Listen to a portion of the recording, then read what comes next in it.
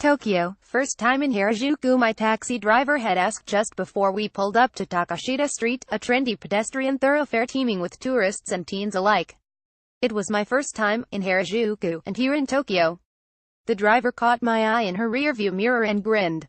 "Trump," she said. I laughed. "Yes, actually," I told her, bobbing my head emphatically as if that would help bridge the language gap.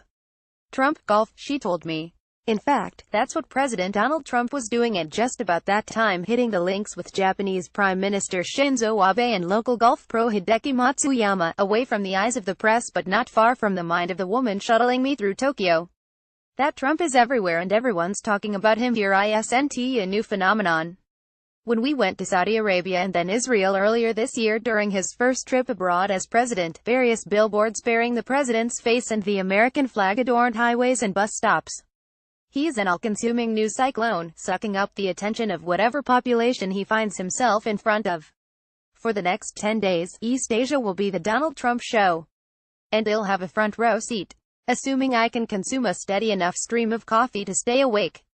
We touched down in the land of the rising sun as the sun was rising this morning, none of us in the press exactly sure of where we were. The mind scramble was understandable, having boarded the plane in Washington, D.C., about 24 hours earlier and flown to the other side of the world.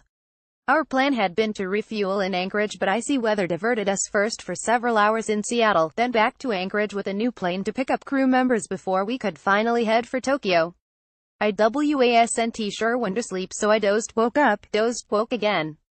President Donald J. Trump and First Lady Melania Trump waved to U.S. service members at Yokohama Air Base in Fusa, Tokyo Prefecture, Japan, in November 5, 2017. EPA that the news doesn't sleep is a blessing in these situations.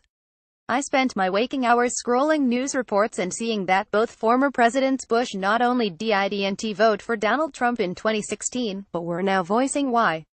I wondered if it would dampen Trump's mood or cause the lengthy trip to open with a new round of counterpunches, but he let it pass. "I don't need headlines," he said. "I don't want to make their move successful." Instead, the president seemed energized and in good spirits when he deplaned Sunday. He donned a custom bomber jacket gifted by a commander at Yokohama Air Base and heard cheers from the crowd. He praised the U.S. troops for their strength and the Japanese for their friendship. And he warned those who would underestimate the might of the United States. One day in, the president's on script and I'm getting ready for a long ride.